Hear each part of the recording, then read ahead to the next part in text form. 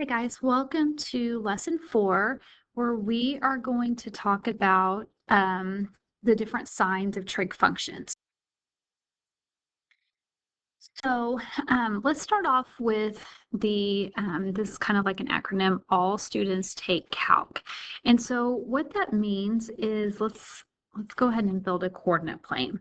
So if I were to draw an angle in quadrant 1, think about like let's just focus on the 3 trig functions, just assigned. So let's see, my x value is positive, my y value is positive, and my r value is positive. So all 3 trig functions and the reciprocal functions, they're all going to be positive. So I'm going to say all positive.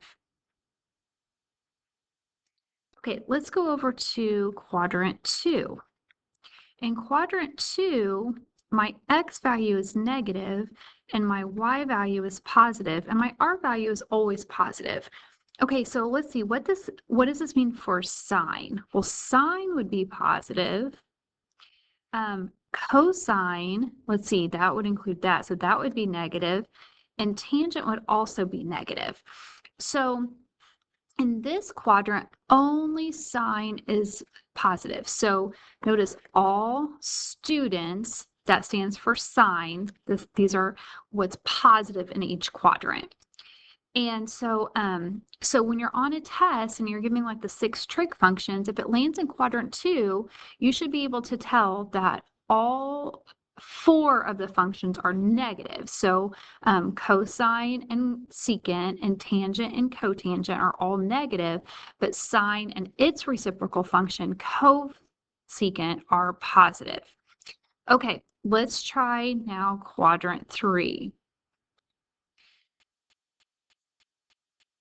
Okay, so we still have the x value negative, but now we also have the y value negative. And again, as always, our r value is positive. So in this case, let's see, sine, that would be opposite over hypotenuse. That's going to be negative. Cosine is going to also be negative, but tangent, we have a negative over negative, which equals a positive. That's going to be positive.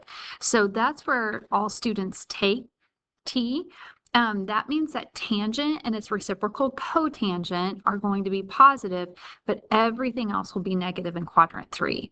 And then finally in quadrant 4, as before, our x value is positive, but now our y value is negative, and as always, that r value is positive. So let's see, sine would be negative, but cosine, look at that, cosine is going to be positive, and tangent would be negative.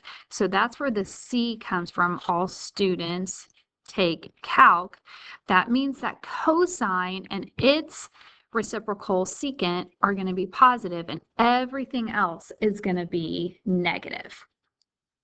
Okay, so if I had, let's kind of give some examples. So if I had like the sine of 185 degrees, well, I have to figure out, okay, well, which quadrant is it in? Well, 185 degrees, that would be in quadrant 3.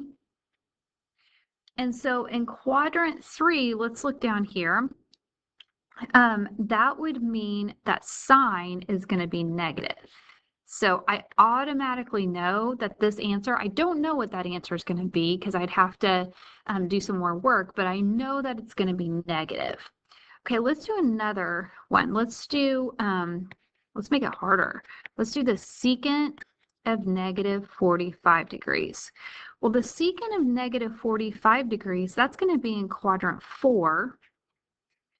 And so I know that cosine is in quadrant 4, and also its reciprocal secant would be positive in quadrant 4. So in this case, my answer would be positive. So that's kind of how that works here. But wonder if it didn't tell us like what quadrant it was in and we had to guess. So let's see. So I know that sine is negative and tangent is positive, and we're trying to figure out the quadrant that it's in. So when it says less than 0, that just means sine is negative, greater than 0, tangent is positive. Okay, so let's go back up here. So where is sine negative? Well, it can't be here.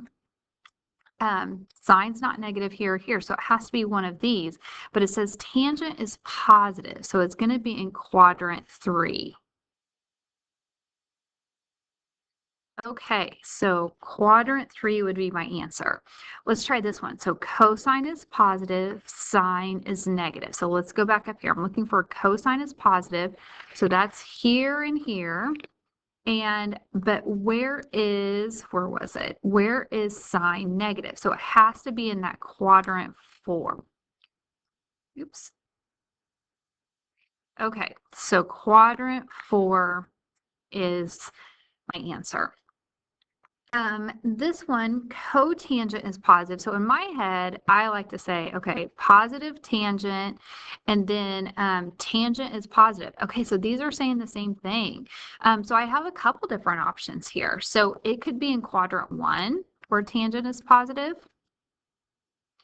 or it could be in quadrant 3. So I have a couple of options there. Okay, secant is the reciprocal of cosine. So it's telling me that cosine is negative, and cosecant, that's reciprocal of sine.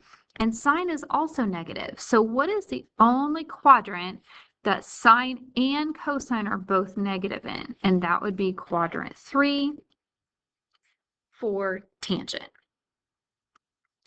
Okay, let's go on to the next page. So on your test, you're going to have a couple problems where you have to be comfortable with reciprocal functions. So let's kind of talk about that. If I had this problem, find cosecant of theta when given sine of theta is negative 1/4. Okay, well, you need to know that when you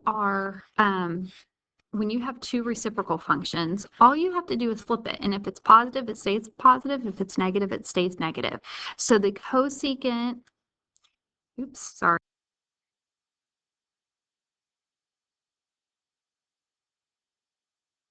So the cosecant of theta in this case would be negative 4. So you're going to have a couple questions, like I said, on your test that deal with this. So just make sure you are comfortable with flipping back and forth between the reciprocal functions. Okay, the next thing I want to talk about is what are the values of sine, cosine, and tangent? So does it have a maximum or minimum value? So let's kind of talk about that. So if I had, let's just say I have a triangle here. So would it be possible for the sine of theta to equal 2? And the answer is no, because think about this, sine is opposite over hypotenuse. And so if I had 2, that would mean that my opposite side is bigger than my hypotenuse. So that is not the case in this situation. So sine and cosine, because of that hypotenuse, they always go between -1 and +1. So sine and cosine always have to be between -1 and +1. That's it. They never go above 1. And it's all because of this concept. It's because of that hypotenuse. Let's talk about the reciprocals. So let's pretend, I'm going to give an example that the sine of theta, oops,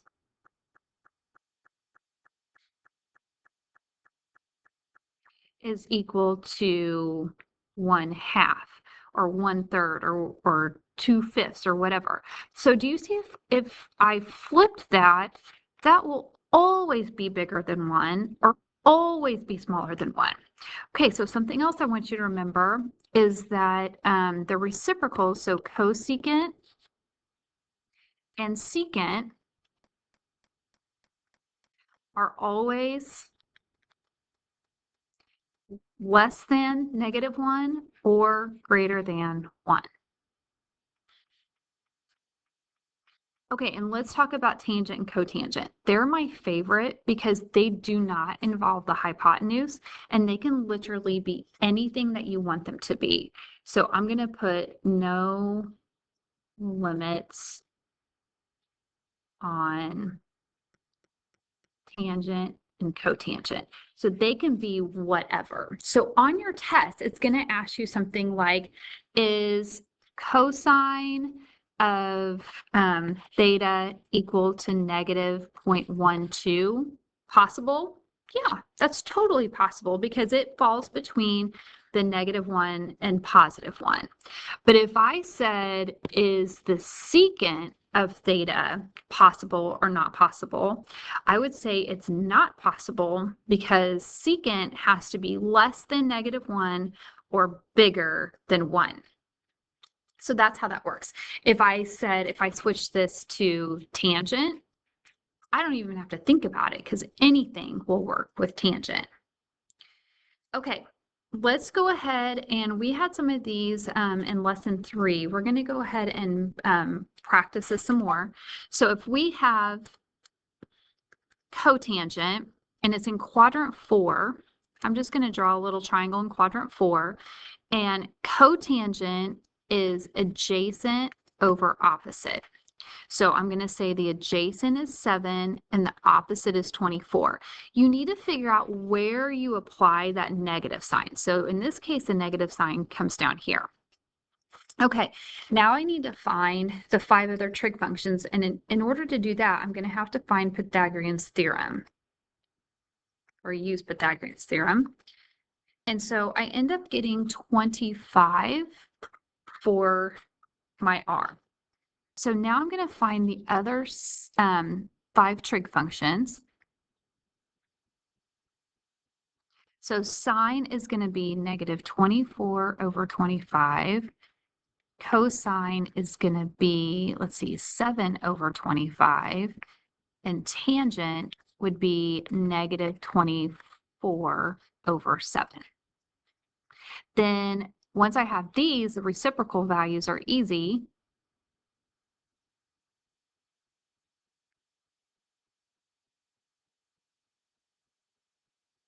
Oops. And then I already have cotangent, so I don't have to write that down again. Okay, number 2, they do not tell you which quadrant it's in. We have to figure this out. So notice that our value for tangent is positive, but it's telling me that cosine is negative. So I know that it's going to be in quadrant 3 because of that. And I'm just going to draw this out. So this is opposite over adjacent. This is 8 and 5. But notice, be careful, quadrant 3, there's sneaky snakes because they're both negative, and you have to remember that. So now I'm going to use Pythagorean's theorem to find my r, and it's going to be the square root of 89. Okay, so we are going to find the other 6 trig functions. So I'm going to say sine, I'll do it this way this time, cosine and tangent. We already know tangent.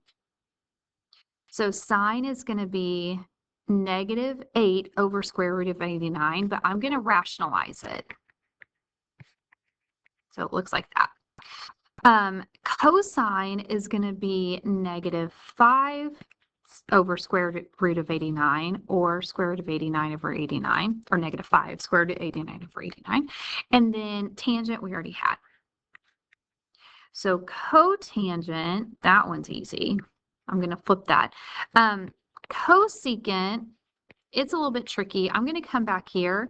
So I'm going to say square root of 89 over -8. I'm just using these values here so that the secant is going to be the square root of 89 over -5.